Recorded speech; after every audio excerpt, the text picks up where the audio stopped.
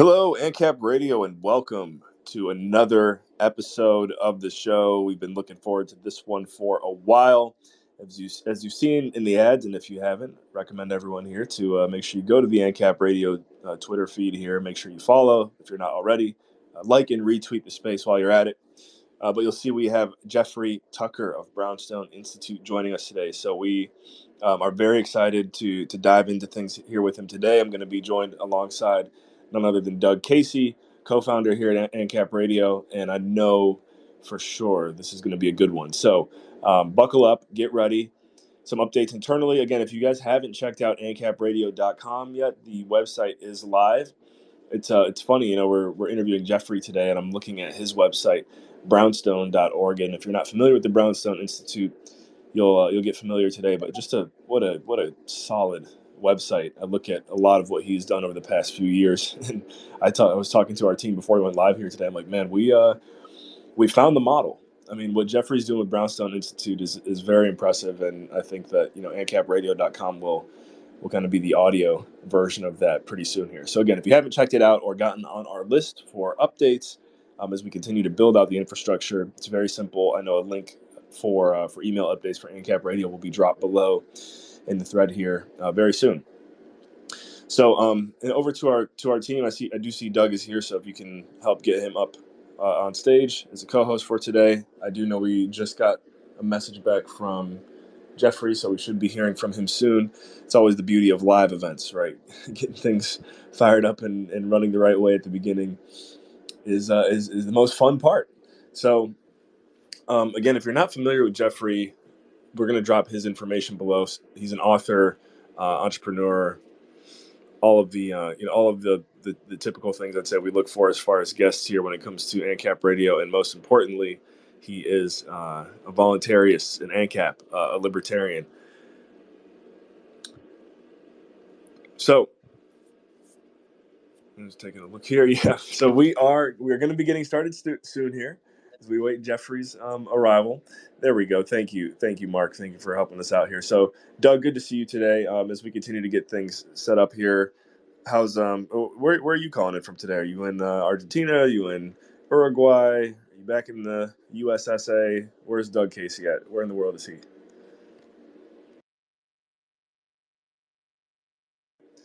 It looks like you're on mute right now. There, Doug. Oh, how's that? There we go. We can hear you now. I'm in Uruguay right now, but this time next week I'll have crossed the Plate River and I'll be in Buenos Aires. So I'll be down here actually until probably about June, but maybe even longer. It depends on how things go in the U.S. I'm afraid that things might get a little bit scary in the U.S. come the summer, northern summer, that is. Right. It is an election year, and I think one of your quotes is you wanna watch this thing go down on your big screen TV where you're at now. So you're gonna just make that decision as the summer unfolds? Yeah, it's uncertain exactly the degree to which people will chimp out. But as I think we probably talked a little bit about last week, it's that this all rotates around Trump because there are people that are just rabid, that really hate him. And the other people really, really like him. And never the twain shall meet. So I don't know what's going to happen. Of course, some of it's going to depend on what the Democrats put up. I can't believe that they'll put up the decrepit and senile Biden thing. Will they run Big Mike? I don't know. But it's Right. it's a witch's brew. It really is.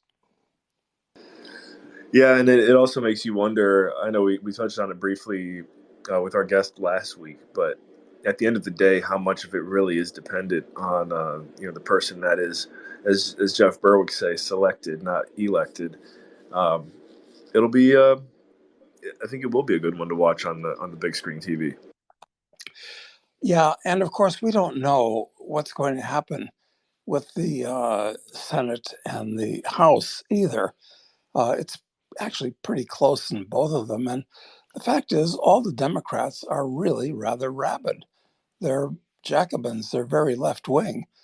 So I just don't see how this can possibly end well. Maybe there won't even be an election. Of course, I've been saying for some time that if not this election, the next one, assuming we have this election or the next one, uh, one of the parties or both of them will run a general because uh, if the war in the Ukraine gets out of control, or what's going on with Israel, or what might go on with China, or what might go on in a number of other places that could blow up, uh, Americans are going to feel like they need a representative of the only part of the society that still has some respect, and that's the military, although it's rapidly losing its respect. I agree. I agree. And this will be an interesting year. I was talking to our team when we were having our meeting yesterday for ANCAP Radio. As much as we don't really like to feed into this type of thing, it will be a good year to be running the show, and I really look forward to the conversations that unfold, especially today. And I do see our guest is here, which is awesome. Before we do kind of reintroduce him, I guess I'd like to know, Doug, how did you and Jeffrey first get connected? Because I know him now basically through you, and it's been um, just really an honor and fun to see what he's working on. But yeah, how did you guys first get connected? I can't remember when I met Jeff, but Jeff, maybe you remember, but I'll bet it would have been in Washington, D.C., which I'm ashamed to say I lived in for many years. And the last time I was actually in communication with Jeff was when he introduced me to John Hunt, who's subsequently become a very close friend and the co author of our series of novels. So, Jeffrey, I owe you one. And you're on. Oh, there we go. Unmuted. We got him. Yeah, Jeff, good to see you. yeah. Good to be here. Uh, yeah, Doug? I'm not sure when we met, but I feel like we've sort of grown up together or something. It's it was a long time ago, and like I said, I suspect it was in Washington D.C. when in the belly of the beast.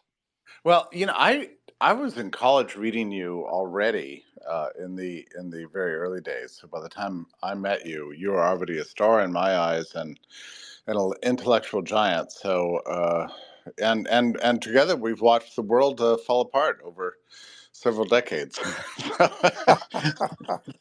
Well, Sort that's of, what yeah, because I haven't talked to you for a long time, and I'd yeah. like to know, what do you think about the direction of the world? Do you think that I'm inordinately gloomy Yeah. about the way things are going, or what am I missing? Am I? No, no, no. Well, the only thing you're missing is you're probably not gloomy enough. The let me just say this um, that there was a parenthesis in my in my outlook on the world that began after the internet started blossoming and getting more impressive all the time. And I began to experience this bout of optimism that there was a real chance that we could outrun the ruling class and the powers that be through technological means, and everything that was taking place from about, I would say, like 2005 um, all the way to 2020 seemed to kind of confirm that. But I will say this: that there's a real danger to becoming attached to your his own historiography, because it becomes too easy to ignore countervailing signals. And I kind of wasn't. People had warned me about the rise of the surveillance state and how the bad guys would use technology essentially to set up a sort of an Orwellian surveillance state and put backdoors in all of our technology in the old days. And I thought we'd beat that with various encryption means, and I didn't think we were dealing with anything very serious, but actually, what was going on behind the scenes was a kind of consolidation of the various digital empires. And so it became reduced to Google and Microsoft and Zuckerberg and these various titans of industry, which then worked very closely with government, and now they became basically the government agencies. I mean, they're other branches of government themselves, and that culminated in 2020 with the lockdowns. And so, for me, I suspect for you, Doug, when lockdowns happened, you kind of probably had the attitude of, well, this is a shit show, and it's what you expect. I, on the other hand, was in shock because if you're living with the impression that the world's only becoming better, and then something like that happens, it takes some adjustment. So it was 4 years ago, just about this date. Actually, for me personally, it was March 6th, 2020, when the mayor of Austin, Texas, locked down South by Southwest through executive edict, just canceled the entire event, deleting hundreds of thousands of contracts. I thought, oh, this is a catastrophe. He's acting on his own, and it's going to lead to a decade of lawsuits. And I thought it couldn't possibly get worse, but of course it did get worse. By March 12th, all international travel was restricted. March Madness was canceled. March 13th, we got the declaration of emergency, and essentially that was the day of the coup by the deep state against elected democracy, the emergency use authorization of the vaccines. By March 16th, it was already done, and that was the fateful press conference where they announced the fait accompli, which is that all venues, public and private, where people gather, have to be closed, which obviously violates everything about not just the U.S. Constitution and the Bill of Rights, but the very idea of civilization itself. I mean, a function in society is a super spreader event. I mean, that's what it is. So if you're going to stop a respiratory virus by controlling human behavior, you've established something that is totalitarian in the sense that has never previously existed in all of human history, and it was all monitored and enforced by and rewarded to the digital empires that I had previously celebrated as being the source of our emancipation. Hmm. So Well, let that yeah, be a lesson to us, right? yeah, I completely agree with you. In fact, I'm embarrassed now when I look back at. I wrote a book called Crisis Investing for the Rest of the 90s. Well, I didn't title the book, the publisher did. But one of the things I was talking about in the book was that the rise of computers, just like what you were saying, uh, should help the cause of freedom because, at least in those days, computer guys had a real libertarian streak, and Yep, yep, most libertarians were computer guys. And I yep, thought that that now with these computer guys being so important, they would do things like put worms and bugs and all kinds of things like that, backdoors in the IRS and other computer systems. But I was dead wrong. In fact, looking at the kind of people that work for Google and Apple and Twitter before Musk took over, they're actually the worst kind of status. How do you account for that? yeah. I don't know. I know from my perspective, I thought that being active in markets would grant an appreciation for markets. And the more that these digital empires depended on advertising, the more they would understand market dynamics as being essential to the social order, which is an extremely naive assumption.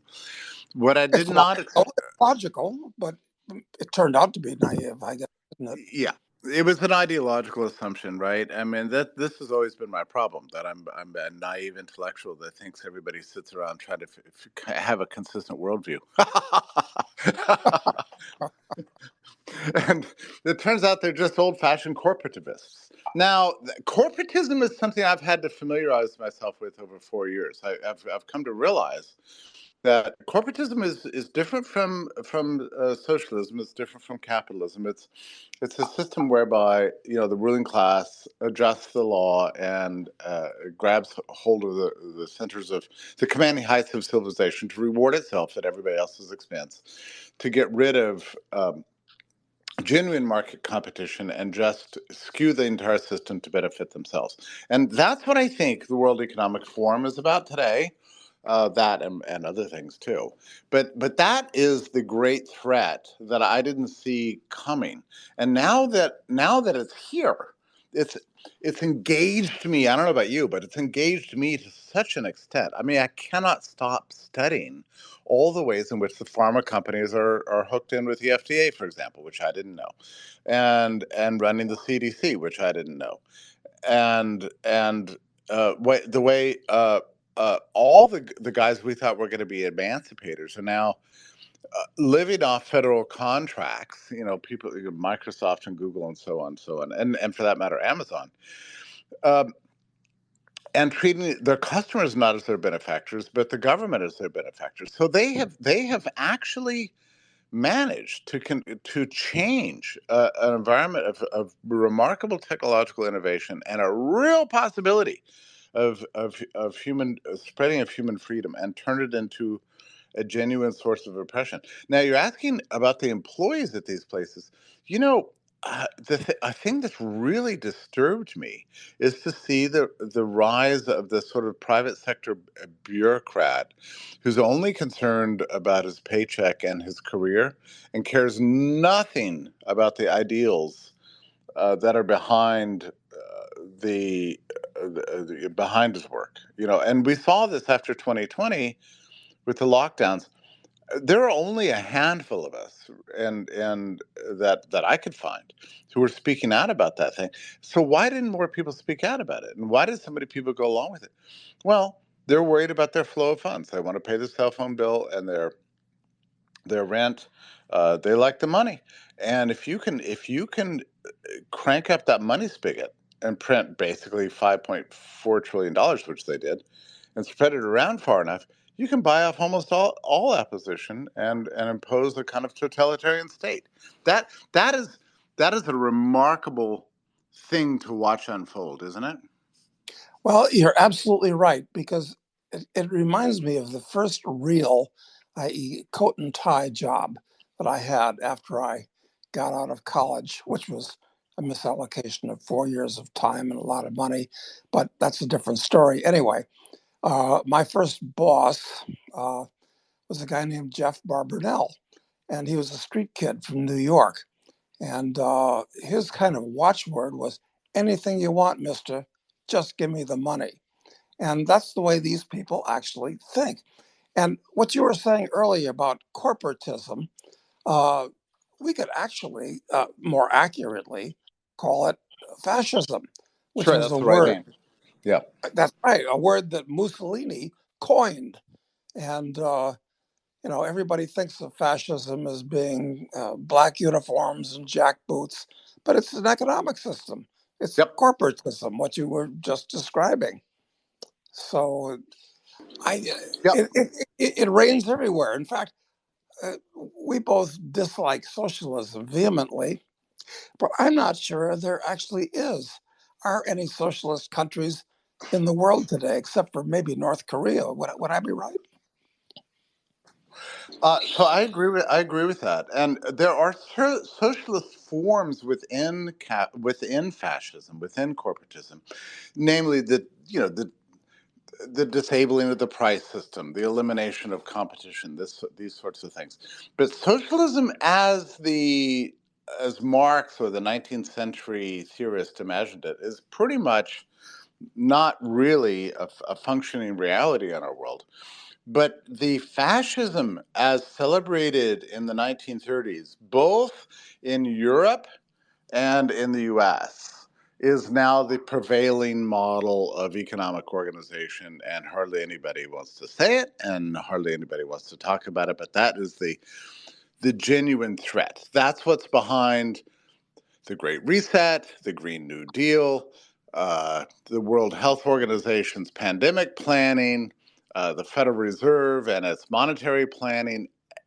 Everything that's going on around us today is about the advance of fascist ideology. They just don't call it that. Well, And I what? do like the I just want to hop in here briefly, Doug. The use of the word corporatism. I think I personally find it helpful because words like socialism and fascism have been used for so long that they kind of fall on deaf ears. Whereas you're kind of bringing a new perspective to it here, Jeff. And also just want to remind everyone, we are going to be opening up the floor for callers in about 10 minutes.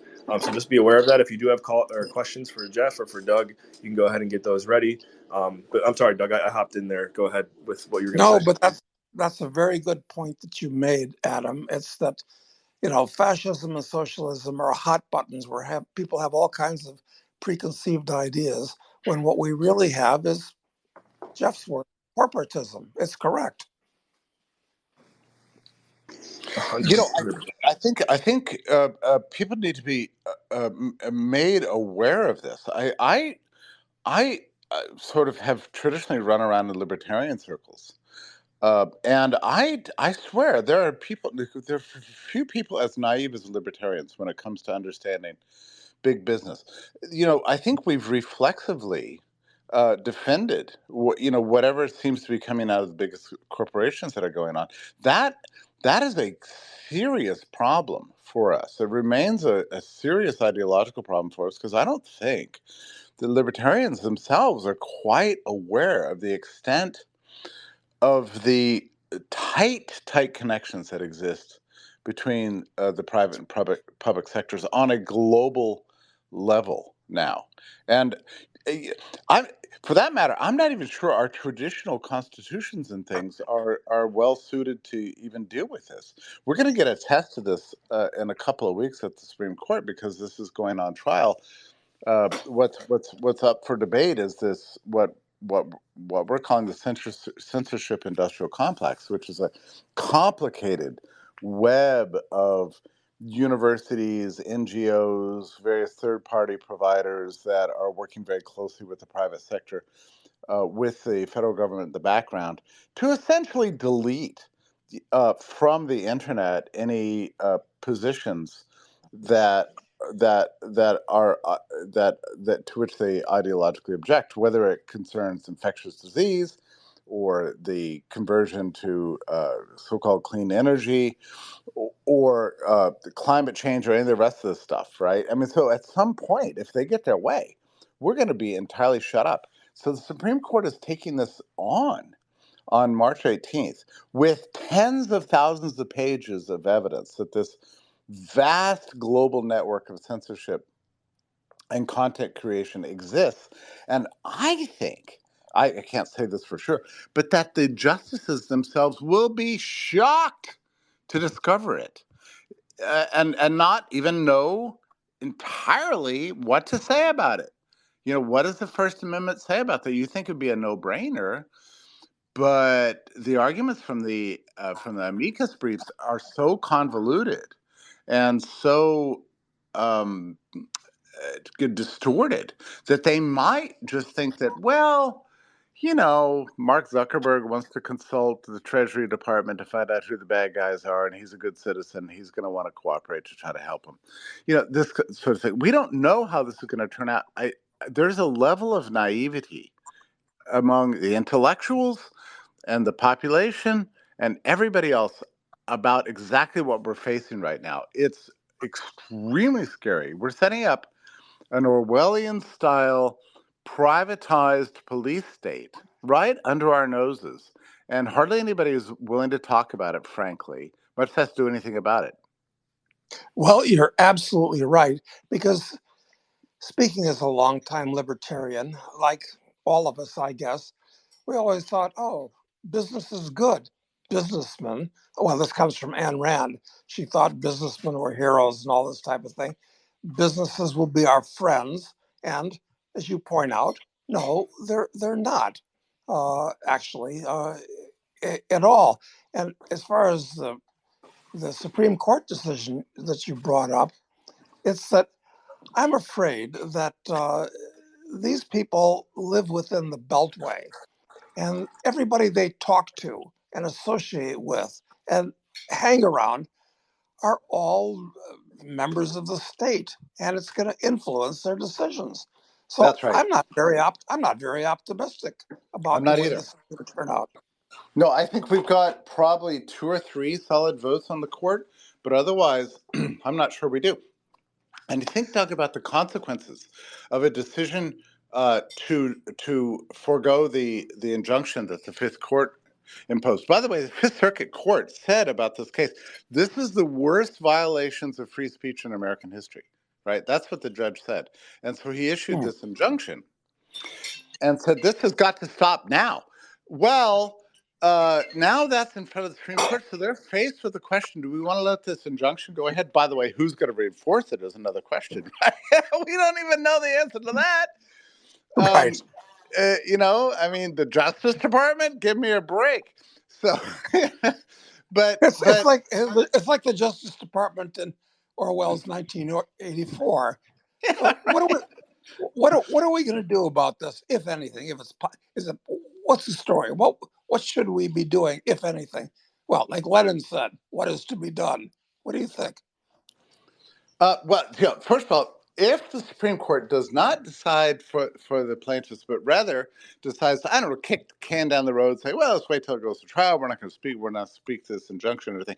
That is going to give a green light to 216 federal agents to do whatever the hell they want to with us, and immediately, if de facto nationalize every information company that exists, every piece of media, every social media company, everything. There will be no stopping them. That will be the day of an irreparable totalitarian takeover of the United States and therefore the whole of the Western society. So if that happens, wow, I just don't know. I don't know where we go, what we do. On the other hand, if they do side with the plaintiffs and say, "Oh, this is regrettable. Here's your injunction," now you've got another problem. Who's going to enforce it? Because that doesn't actually solve the problems. I mean, the censorship web is so well constructed, so well funded. I mean, there are people at the Ivy League right now who are taking disinformation studies with the hope of going to work immediately for the Department of Homeland Security and then get placed in one of these many third-party organizations and NGOs to work with, Zuckerberg or Google or whatever, as to turn them into agents of the state. That is going on right now. Who or what is going to stop that, even with a favorable Supreme Court decision? I don't know the answer to that and I don't know because we don't have any experience with it yet. Well, one thing is for sure, the bad guys have control of the apparatus of the state. And anywhere in the world, once a group has control of the apparatus of the state, it's very, very hard to get rid of them or change what they're doing or anything. And these people are different. I really believe that. These people are actual Jacobins. They have the Yeah, same psychological makeup as those people after the French Revolution, yeah, Robespierre and his pals. They really do. yeah. Their hatred for bourgeois society is palpable, which you can know any day of the week just by turning on National Public Radio at any point during the day. I mean, today I was just out driving, taking a nice drive out, whatever, to go buy a piece of fish from the fishmonger. And I turned on National Public Radio. National Public Radio, these people, so you have an interviewer interviewing an expert, from the Ivy Leagues, because at the Ivy, they know everything. I'm sure you know that. And Absolutely. and yeah, and the guy was going, well, America faces a real threat to democracy. Oh, what from? Well, from white Christian males who are increasingly turning to violence. Why are they doing that? Well, they're doing that because they're afraid of being knocked down to a lower peg on the social racial hierarchy. Oh, so it's racism that, yep, it's racism. So I'm listening to this load of amazing baloney, is going on like this. You're And the very polite interviewer, in your choice of words, Jeffrey. yeah. And so the interviewer says, "Oh, well, that's all very interesting, whatever." And this is what they believe.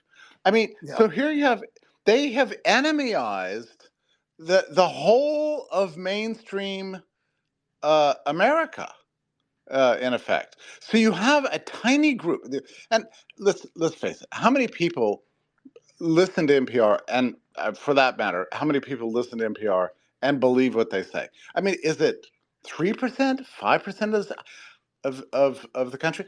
I would be surprised if it were that high. Really, this is a Well, tiny group. I would too, but then again, I don't trust any of the numbers that come out of the government or other places. I mean, I don't. Here I am, living across the river from Argentina, and nobody trusts anything Yep. in the way of numbers that they have. But I trust the numbers that come out of Washington, D.C., only marginally more than I trust those out of Buenos Aires. So, but you're probably What right. A tiny percentage. a tiny percentage, and yet here they are backing essentially a tiny ruling class that lives off the taxpayer and promotes these crazy propaganda, all designed to control us. And it's a tiny sliver of ruling elite, mostly, by the way, white progressives. I'll just add that in there, and they're plotting to sort of intensify the digital pharma coup that happened in 2020, and making it this surveillance state a permanent part of our lives. And they're doing it by demonizing the values and aspirations of all regular people. This is what they're doing. And I don't know if you want to go into this, Doug. You mentioned something about data from DC, and this has probably been true through most of your career. But I've only recently learned this. You can't trust any of the numbers coming from Washington. I want to add any more. Maybe you would say never, but anymore. You can't trust the GDP numbers. You can't trust the No, unemployment data. You can't trust the no, inflation data. It's all lies, no. every bit of it. That's the world we live in today. I totally agree with you. It's really shameful, and this has the net effect gradually over time of the average person not trusting it either or trusting any of our national institutions. And I think this is why Trump has all the traction that he Yep. does, because he doesn't understand economics, he doesn't understand philosophy. I mean, he's just a business guy, but he uh, he knows that he'd like the world to return to the days of Leave It to Beaver and Father Knows Best. He's a Yeah. cultural conservative, and Yeah. that's what people want. And I don't know. You think he's going to He's be able he's a to? master he's a master marketer too. Really, that's kind of what's helped get him to where he's at as well. I want to remind everyone who's tuned in here, and Charles, we just tried to bring you up on stage to ask your question. The floor is now open for callers. So for those who tuned in here on ANCAP Radio, if you have a question for Doug or for Jeff, all you got to do is tap the request button at the bottom left corner of your screen, and we'll get you up here to go ahead and ask your question. So Doug, Jeff, I can't remember. I did hop in there. I cut one of you Oh guys no. off, so please continue. Well, one thing I want to add to what Doug said that adds a special sort of bitter irony to this whole thing. By plotting to keep Trump first off the ballot, but that's, I guess, not working. But to keep him from being elected through whatever means fair or foul, they claim that they're defending democracy. Democracy. I mean, Right. can you? Can, What the voters want. Right. so this is the level of Orwell stuff we're having to deal with these days. It's pretty freaky. Well, and the elite have really antagonized the deplorables. I mean, at this point, I think they're really pissed off. And Yep. I've said for years that we're headed towards a civil war, but it can't be a civil war like the unpleasantness of 1861 to 65. This is going to be very different in nature. Yeah. So I don't know how it'll actually I don't come know out. either. I don't know either. There is this sectional conflict that developing between blue and red states, but I don't know if even that is going to manifest itself in any kind of geographic struggle so much.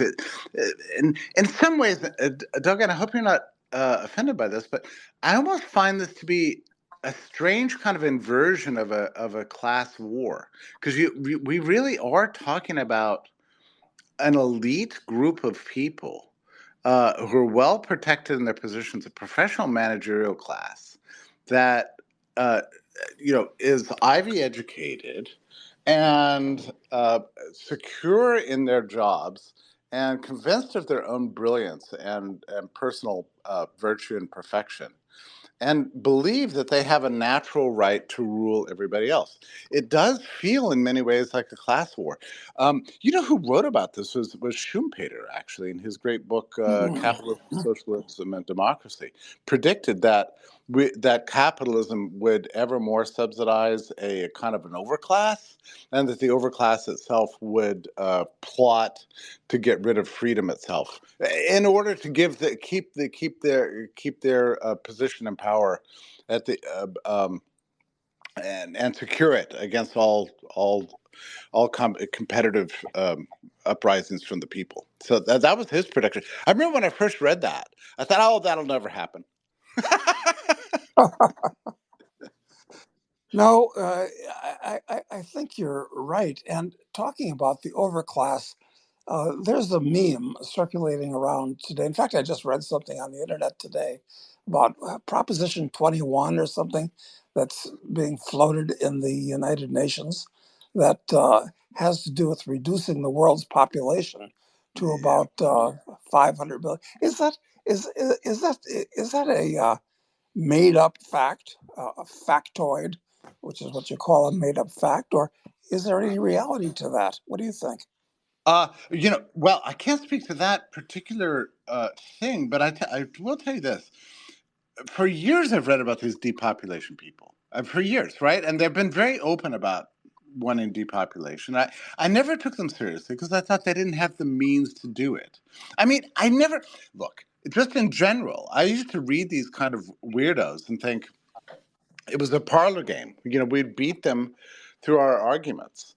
But I'm beginning to think that there's something to this sort of, I guess you would call it like conspiracy theory, that there is a depopulation agenda alive in the world, and it takes a number of different forms. I'm not entirely sure what those forms are.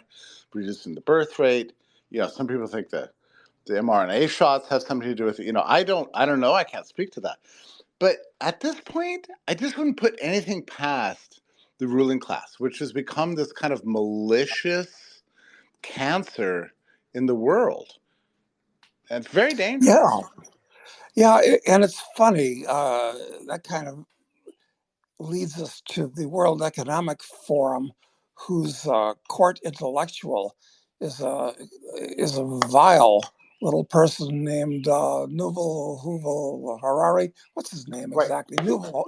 Anyway, I mean, and he's been quite bold coming out with statements to the effect of most of the people around are useless eaters, Yeah. and that. Oh, oh, of course, on the other hand, maybe he's right. Uh, we've got, Rand used to draw the distinction between the producers and the non-producers. Well, I guess it's producers and useless eaters. I don't know how this is going to come down with these people having control of the apparatus of the state, where they can do anything they want, basically. Well, they don't believe, they think that human beings are hackable, right? We know this, and that you can somehow this transhumanist idea of merging machines and humans into one blob. All sounds insane.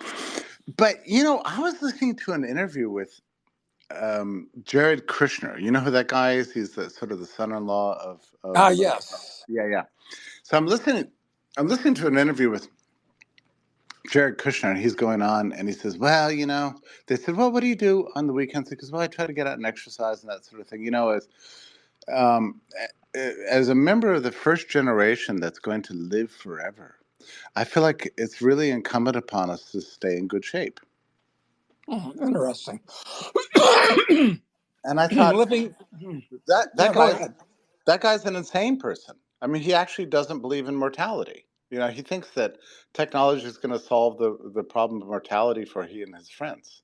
I mean, this is what he thinks, and he thinks it so intensely and believes it so strongly that he just said it in passing to an interviewer. The interviewer didn't balk at all. She just said, "Oh well, that's what that's." That's very interesting because one of the very few laws that I believe in is the second law of thermodynamics, and it basically says that all systems wind down over time, and that includes the human body. Yeah. I was an early supporter of the life extension movement. Dirk Pearson and Sandy Shaw and that Hmm. book, generations ago, Life Extension, a Practical Scientific Approach. Well, nobody wants to become old and decrepit and fall apart. I mean, that's so. Yes, I'd like to improve the length and quality of life, but it's rather bold of them to think that we can actually live forever. Uh, Yeah, there's something wrong with people who can't come to terms with human mortality, and in fact, some of my friends think that that's ultimately the root of all the paranoia and fear over COVID. That somehow they couldn't imagine dying. I don't know. That's pretty heavy philosophy there, but I do know that if a person thinks that they're going to find the right technology so that they won't get older, they'll never die ever forever. There's something wrong with your thinking. you might turn into what I think Jonathan Swift called the Struldbrugs, which was one of these groups like the Brobdingnagians and all that after you left the Lilliputians. And the Struldbrugs were just kept getting older and older and older. And they were pretty unappealing characters. Uh, but on the other hand, I don't know what the optimal age to live to might be, and of course, it depends on your physical state. Because on the one hand, as we get older, some of us get wiser, most of us become more knowledgeable anyway. Uh, but we've become more jaded and cynical too, which probably isn't a good thing. Well, I don't know I what's the optimal age to live. I mean, if we don't want to live forever or can't or whatever, what is the optimal age? Yeah, I I don't know. wonder. I there's certain intellectuals that I wish were still around, though. I will say this. I wish Schumpeter were around today. I wish Murray Rothbard were around today. Yeah, for sure. Uh, some of these guys that I really really admire to help guide us, and so part of me really resents death for that reason, because it takes our great intellectual H.L. Mencken, right? Ah, perfect example. Yeah, That's although right. I'm sure he'd probably even be banned from X at this point. But I tell you what, Doug, I never. So I'm 60 now. I never imagined when I turned 60, I would be darker and more.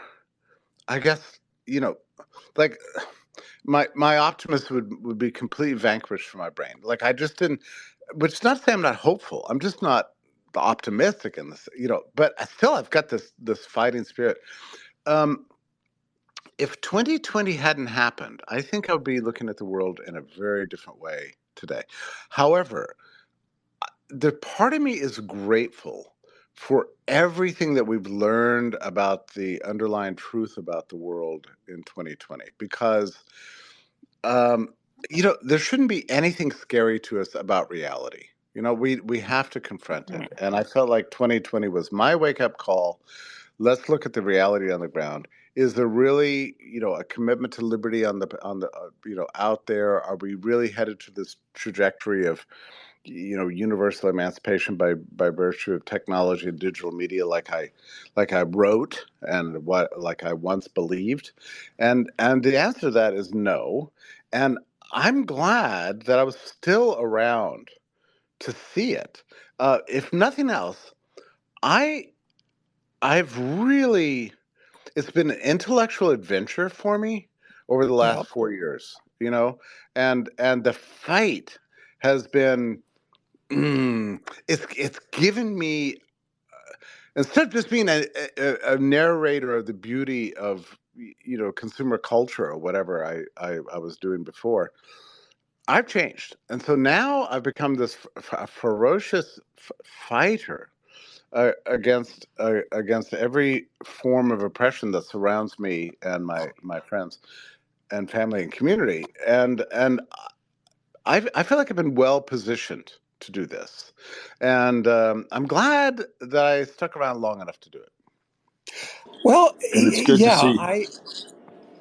It's good. that Sorry, Doug. We do have our first caller here too. I wanted to say to Jeffrey's point too. I mean, if anyone here listening hasn't checked out brownstone.org, definitely take a moment to do so, because clearly the spark to the fire, to your point, Jeff, from a few years ago, I know it's inspiring to me and to our team here at NCAP Radio. I mean, Oh, good. you're on That's something.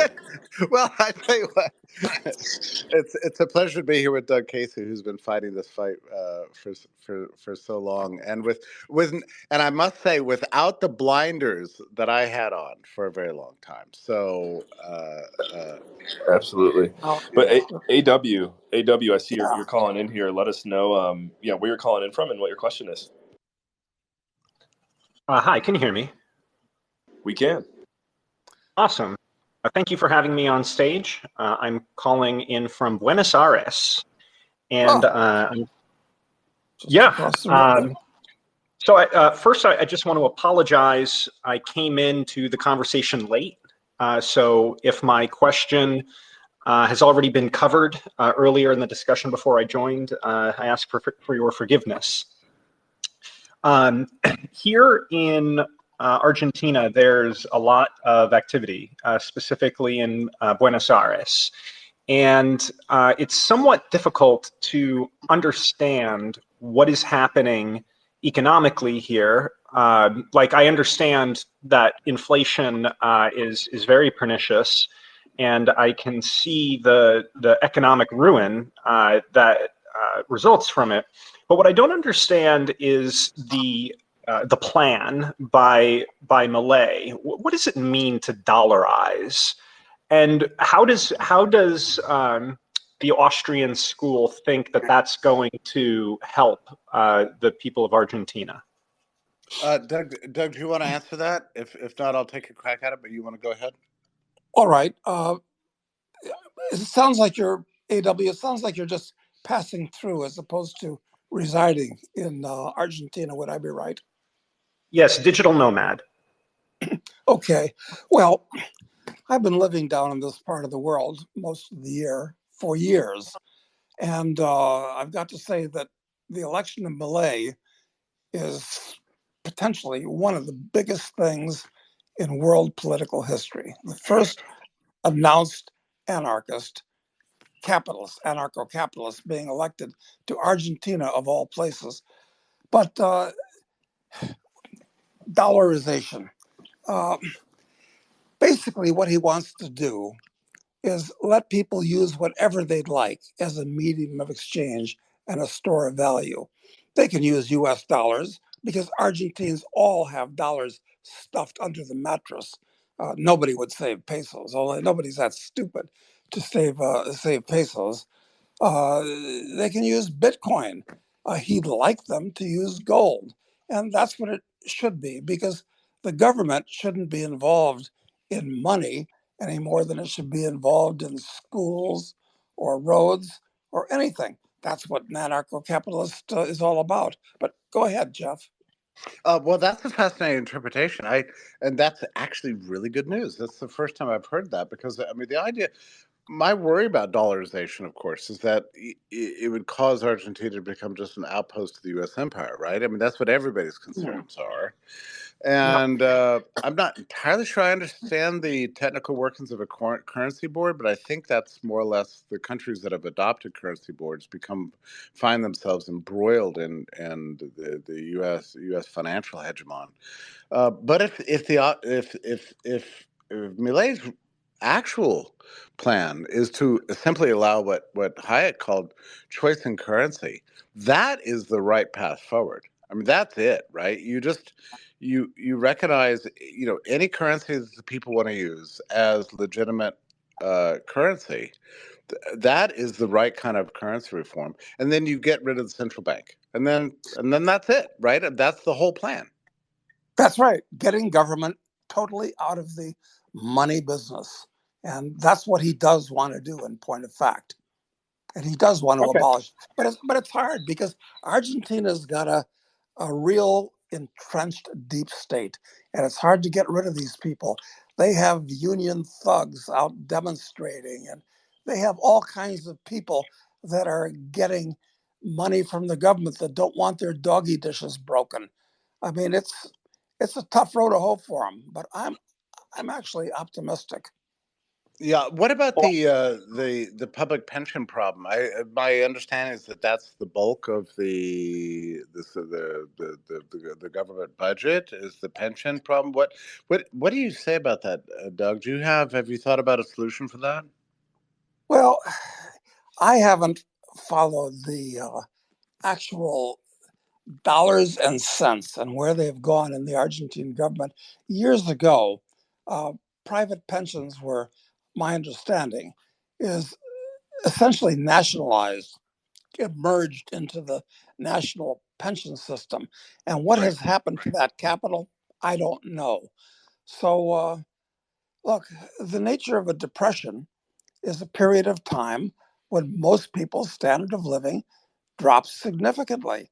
And that would include pensioners, actually, because uh, the country's been living out of capital, its own accumulated capital and borrowed money for decades and decades. So, although things could get much better in the future, and Argentina should actually become the most prosperous country in the world in a matter of years. It happened to Hong Kong, it happened to Singapore, and so forth, and they weren't nearly as sound economically as Millet wants to be. But they're going to have a depression first when all these distortions and misallocations of capital are liquidated. Yeah, and what do you make of the now? Because I only know what I read in the press, which I don't trust. But uh, apparently, there seems to be a budget surplus for the first time in a very long time. Is that true? That's what they say. That's correct. And I guess you can account on. Look, there are a number of things that he's done. For instance, there's a government information agency. I forget what they call it, but it's it's like NPR or that type of thing, and it has hundreds of employees and just a tiny number of listeners. That, if you compare it with its commercial competitors, who have about 10% the number of employees and 10 times the number of, well, he's abolishing that. So he's cutting expenses in lots of places by doing that. So it may be true. It may be true. AW, Well, I see you maybe had one more comment there too. Is that correct? Did you have something else you wanted to say? yeah, no, I just wanted to thank you for the clarification. My hope is that the very powerful forces that would seek to derail this renaissance or recovery, such as the IMF, that they won't be able to get a foothold here. But it still remains to be seen. They could send in the jackals, they could send in economic hitmen, et cetera. And so okay. I, I I hope for the best, and I appreciate your time and answering my questions. Thank you. The only thing I'd add to that is that while you're in Buenos Aires, or in Argentina generally, now would be an excellent time to wander around looking for real estate to buy because uh, having been a real estate owner in Argentina for 20 years or so, I can tell you that an apartment that you buy in Buenos Aires, let's say a nice apartment in a nice area, will cost you 10% or less of what it would cost you in the equivalent area of New York City. So, Yeah, you and know, that seems to be generally true of Latin America, excluding Brazil. I've taken a real interest in Mexico these days. I love traveling there and spending as much time as I possibly can there, and I'm so impressed at how far the dollar goes and how free things are. And I mean, their medical services are fantastic. Like the food is amazing and yeah, not but poisonous. And I think it's probably the same thing is true with Costa Rica and Salvador is trying to look, I think, uh, improved in some ways. And I think so, Jeff. I I was down there. I mean, I've been to every country, and well, I've been to 155 countries around the world, and including every country in Latin America. And I did go to El Salvador for a week some years ago. And I said, this is the one country other than Haiti in this hemisphere that I don't want to live in. But it's improved. Of course, they've had to lock up 65,000 accused thugs. That's a lot of people in a little country. But and that's a potential time bomb. What are you going to do with 65,000 people that you've basically locked up because they wear tattoos? Well, but the place has apparently improved tremendously. yeah, Streets are safe, commerce can go on. but Doug, what's going to happen over the coming years in the U.S. unless things turn around. I mean, Americans, they started by fleeing the cities during lockdowns, but in the next round of police state tyranny and with an emerging financial crisis like we're starting to see over the last couple of days, people are going to be looking for other places to move, right? So Yep. there's going to be Yep. a big population movements out of the U.S. to, I would think, Central and Eastern Europe and Latin America. That's my expectation. Yeah, and I would have said in the past New Zealand and Australia, Mm. uh, but well, maybe not. Although New Zealand in its last election put a decent human being to replace the communist that was running it. But this is the problem with democracy. It's just mob rule dressed up in a coat and tie, maybe. I agree Um, with you. It's so sad to see Australia and New Zealand take themselves out of the running, isn't it? But that was a devastating loss that we experienced during lockdowns to see those countries go absolutely bonkers. Uh, yeah, it, I mean, it was really sad because Australia was my favorite country. I remember I was speaking at a dinner once in Australia. I said, one of the most fascinating things about this country is uh, how well the public sector works and how friendly the public sector is. I mean, the cops are sweet to you. The security employees at the airport are lovely people. Everything's wonderful. It seems like your public sector works so nicely. It seems so perfectly integrated with civil society otherwise. And on one hand, that's glorious and that's wonderful. It makes life nice. On the other hand, it might lead you to trust the government too much. yeah, Yeah, yep, that's very yep. similar in Canada as well. Just known for being Yeah. the nicest people ever, right? And that passivity can sometimes backfire. To your point, Jeff. Yep. Yep. And the problem is the kind of people that, even if they're basically nice people, that want to go to work for the state, have kind of a screw loose or something that's bent in there, and they all have mortgages to pay and car payments and student loans. So if they don't do what they're told, they're going to be in a lot of trouble if they lose their jobs. So they'll do what their overlords tell them. It's a problem. It's a problem. I do detect in Mexico anyway a kind of a nice culture of grave doubt of everything related to government, and then a kind of pretend compliance followed by an actual reality of I don't believe or trust any what these people say, and that's a kind of a nice foundation, I think, for preserving liberty. And Mexico took in a lot of people from the U.S. during the lockdowns. They stayed beautifully open and were thrilled to have American dollars just pour in. So now there's this gigantic expat community in Mexico City. And so all the natives are complaining about the immigration problem.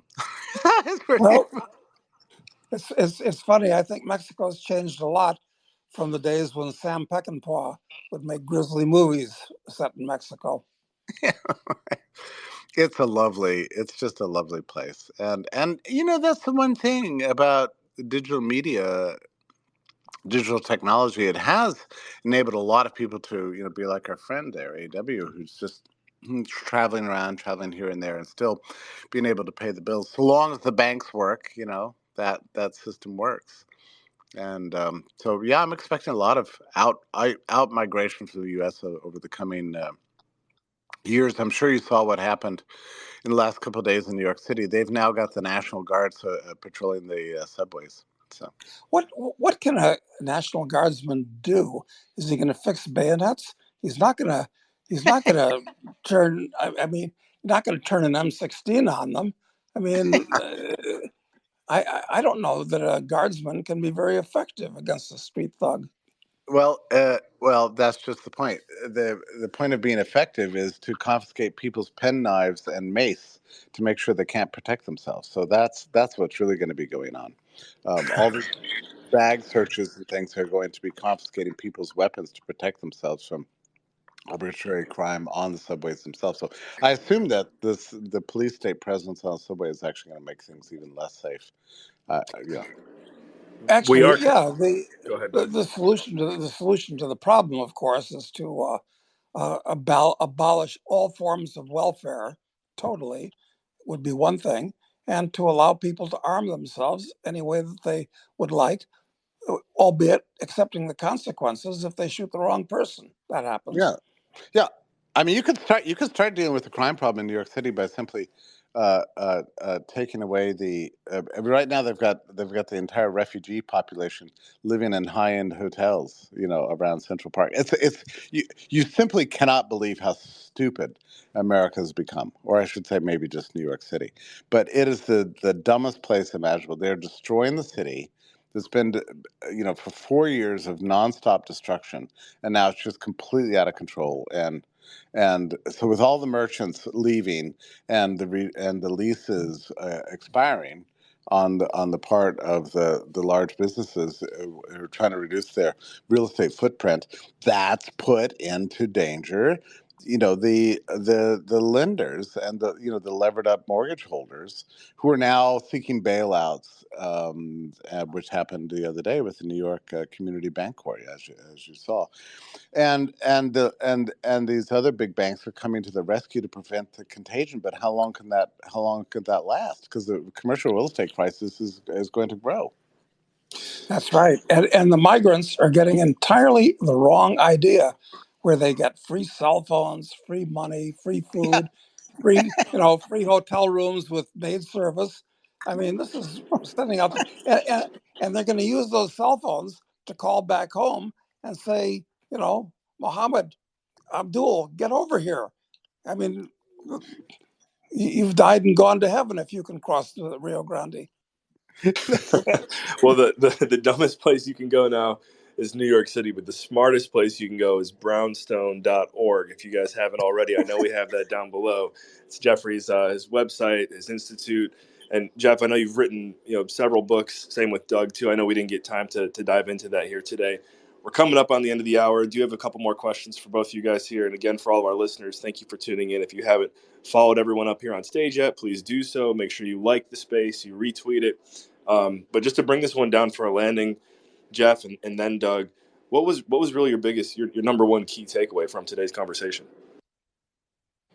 Uh, well, I always enjoy listening to Doug. He's been kind of a pillar of strength in the course of my intellectual life, I must say, and I really liked hearing that he agrees with a lot of my analysis of this. So I'm really happy to see that we're basically on the same page about where we stand and where we're going and what we need to do about it. And I look forward to meeting up with Doug at some point. I'm sure we will. Well, Jeff, I think we have a mutual admiration society here, and I'm ashamed that we haven't talked more often over the years, and we have to do something about that, quite frankly, because I enjoy chatting with you. I really do. Thank you, sir. Thank you both. Again, thank you everyone who tuned in here. We're going to be back again next week, same time, 3 p.m. Eastern on NCAP Radio on Thursday. Doug, Jeff, thank you for investing your most valuable time with our listeners here today. Your most valuable resource, your time, and everyone who tuned in as well. We really appreciate you. Gert, I see you out there in the audience, several other repeat listeners. You guys are awesome, and we will see you next week. Thank you.